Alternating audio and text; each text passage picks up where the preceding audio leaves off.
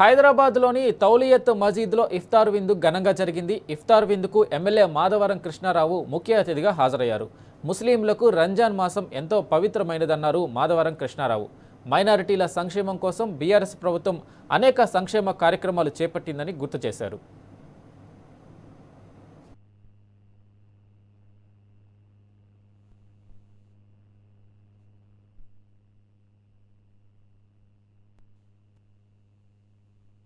శుభాభినందనలు, శుభాకాంక్షలు.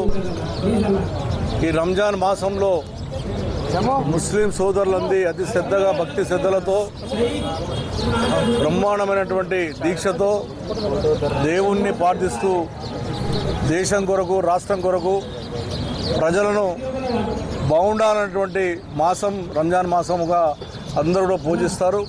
దాంట్లో ఇఫ్తార్ విందులు, అదేవిధంగా ముస్లిం సోదరులు, హిందూ ముస్లిం క్రైస్తవులు బాయిబాయిపోయిన విధంగా తెలంగాణ రాష్ట్రంలో ఏర్పడిన తర్వాత ముఖ్యమంత్రి కేసీఆర్ గారు, ఆ రోజున ఉన్న ముఖ్యమంత్రి కేసీఆర్ నాయకత్వంలో ముస్లిం సోదరులకు, ఇమాంలకు, మోజన్లకు ఎప్పుడు ఇవ్వలేనటువంటి ఎవరు ఇవ్వకుండా కూడా ముస్లిం మోజన్లకు, అదేవిధంగా ఇమాంలకు 5,000 రూపాయల చొప్పున ఇవ్వడం, అదేవిధంగా నిరుపేద ముస్లిం ఆడపడుచులందరూ కూడా చీరలు, బట్టలు ఇవ్వడం, అదేవిధంగా మసీదు కూడా 1,00,000 రూపాయలు ఇచ్చి నిరుపేద ముస్లింలందరూ కూడా భోజనం పెట్టే కార్యక్రమం దేశంలో ఎక్కడ చేయలేనటువంటి ఆ రోజు కేసీఆర్ నాయకులు చేశారు.